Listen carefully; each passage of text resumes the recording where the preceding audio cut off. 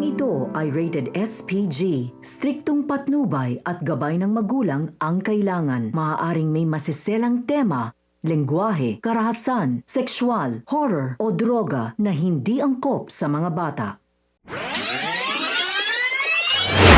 Isang mapagpalang araw mga kapamilya and welcome back. Narito ang mga dapat nating pakaabangan sa FPJ's Batang Quiapo. Pero bago ang lahat, kung bago ka pa lamang sa aking channel ay baka naman pwedeng makahingi ng isang like, share at subscribe.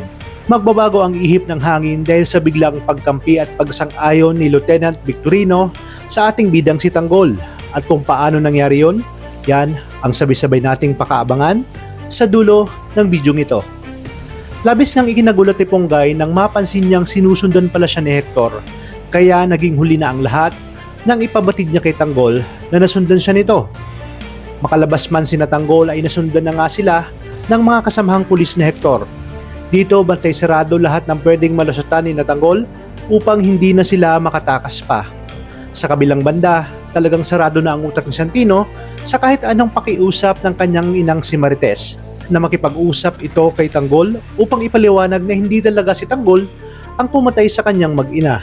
Habang si Miguelito naman at ang mga grero ay lumiliit na ang mundong kanilang ginagalawan dahil sa mas dumaraming mga pumuprotesta tungkol sa kanilang lantarang katiwalaan kung saan sunod-sunod ang nangyayaring pagpatay sa kung sino man ang maglantad patungkol sa kanilang baho. Dagdag pa nito, nang salubungin siya ng kanilang abogado, sabihin na tagilid sila dahil malakas ang ebidensya ng kampo ni Tanggol sa nangyayaring recount. Ibig sabihin nito ay tuluyan siyang mapapatalsik at makukulong pa sa oras na lumabas na si Tanggol talaga ang nanalo at totoo ang nangyaring dayaan. Kaya naman, sinabi ni Roberto na hindi sila bababa sa pwesto at magkamatayan na kung magkamatayan. Kabado naman ang mga dating kaalyado ng mga grero kung susundin ba nila ang iminungkahi ni Tinding na makilahok sa mga kilos protesta dahil baka mangyari sa kanila ang nangyari sa mga Mondragon. Oras umanong makita sila ng mga grero at tiyak na pagbabantaan ang kanilang mga buhay. Dahil sa sunod-sunod na kamalasan ng mga grero at ni Miguelito, ay naisip nito ang huling alas para kay Tanggol. At ito nga ay walang iba kundi si Santino. Sinabi niya na gagamitin niya si Santino para matigil na ang lahat ng paninira sa kanilang pamilya at tiyak niyang may kinalaman dito si Tanggol. Kaya naman, di kalaunan ay madadamay si Santino na naging sanhi ng kanyang katapusan.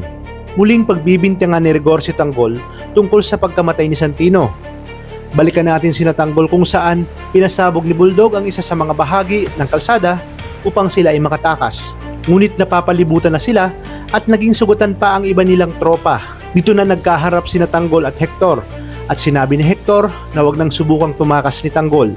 Sa mga oras na yon ay naroon din pala si Rigor at nakatutok na kay Tanggol ang kanyang baril dahil gusto niyang maunahan nga itong si Hector Victorino. Ngunit biglang gumalaw itong si Hector papunta kay Tanggol kaya siya ang napuruhan at nakita niyang binaril siya ni Rigor. Agad namang rumesbak si Tanggol at iniligtas si Hector.